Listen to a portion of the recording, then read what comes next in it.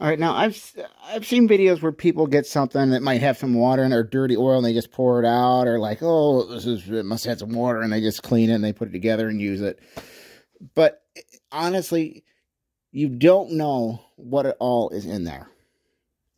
This machine, yeah, drain the water, it dries and everything, and put clean oil and everything in it, and say, oh, I mean, it's possible it would run. But how well would it last is another question. This, I'm sure the rings are stuck. Even if they weren't, I still wouldn't want to try to start it as it is. You got that rust, which is gritty. It gets in there, grinds between the piston and the sleeve, scores it up, destroys it. You got, Tecumseh. Not very many Briggs did oil pumps, even way back in the 40s, 50s. It's kind of hit and miss on certain models. This oil pump.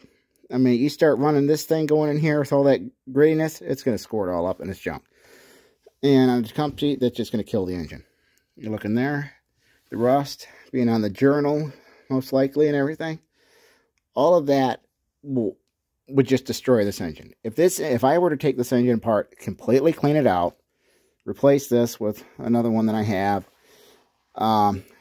run my hone in there, the light one, just to smooth it, freshen it up a little bit, maybe put some new rings and stuff, clean up the valve seats, and new oil seal and base pan gasket.